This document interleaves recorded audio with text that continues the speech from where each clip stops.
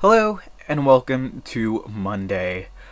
Okay, today I want to talk about the album that's kind of right behind me and right in front of me. Uh, it's my review of PUP's This Place Sucks Ass. I'm not so sure if you could say that in the title, but we've already said it, so. This is the EP released between PUP's Morbid Stuff and their most recent album, The Unraveling of PUP the Band, which came out last year. Morbid Stuff came out in 2019.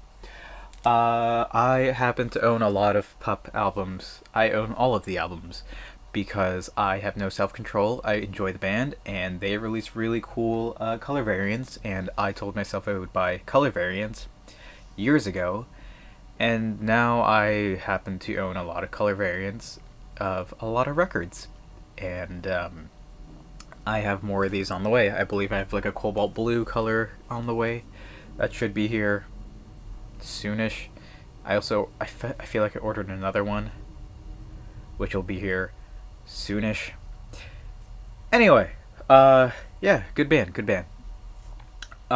This album, This Place Sucks Ass, is the kind of odd one out.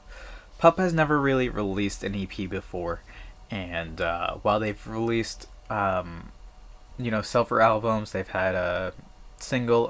They were on Metallica's Blacklist, I believe, is the album where they had a bunch Metallica. I cannot say that band had a bunch of artists cover their songs for charity, I believe. They had like a demo as Topanga called Oceans, I believe, was their original demo, but never really had like a true EP. And that's what this is. This is their, you know, kind of all the songs that were made for their third album, Morbid Stuff, but never really. Well, the wording was like it was too. From my understanding, it was too unhinged to be on there, and you can definitely see that. Let's start off with the track list. It's only 6 tracks, and it's a pretty short EP. It's only it's under 20 minutes, I believe, and yeah, it's definitely something special. Starting off, we have Rot, which is all about the singer saying how his self doubt and what is it? Kind of, I feel like imposter syndrome is getting to him, which feels like is really causing them to struggle and doubt themselves. It's insane, like how aggressive the music on this EP is. It's like Rot, Anaphylaxis, Floodgates, and Edmonton are very aggressive, as opposed to like pretty much any other song. Like this feels like a more metal than anything they've ever done, which is a welcome change. Anaphylaxis is a fun song about kind of like Stefan, the lead singer, says he's kind of a hypochondriac. So one of the things that he in recent memory was going up to the cabin with his partner and his partner's cousin and cousin's wife.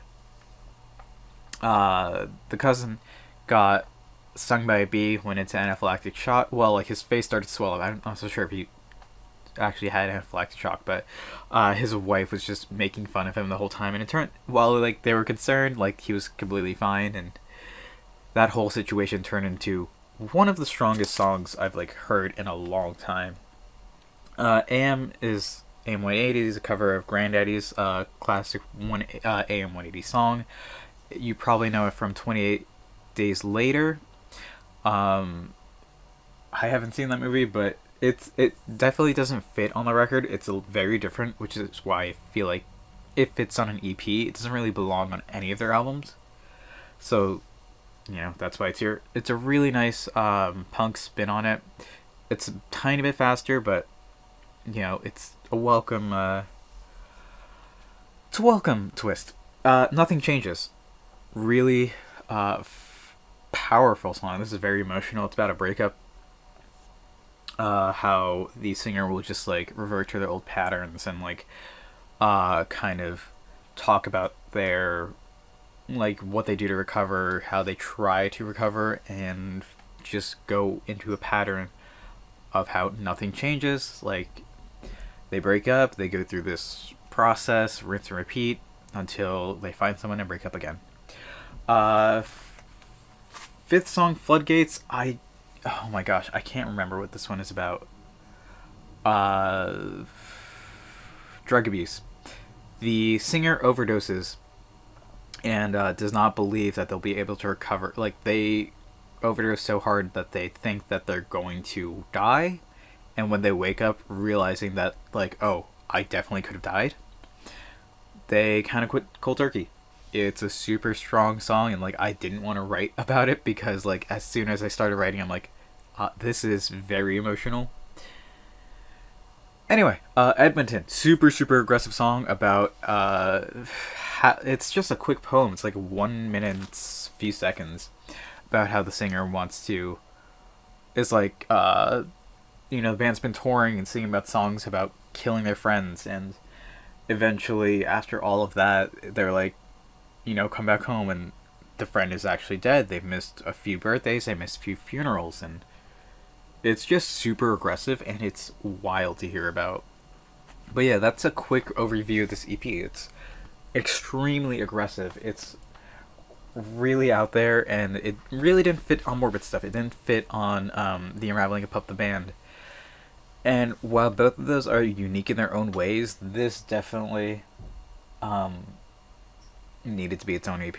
And the title comes from the band discussing how, and joking, how, like, no matter where they play in the world, from New York City to some rinky-dink place in Canada, which is where they're from, they would always say, this place sucks ass.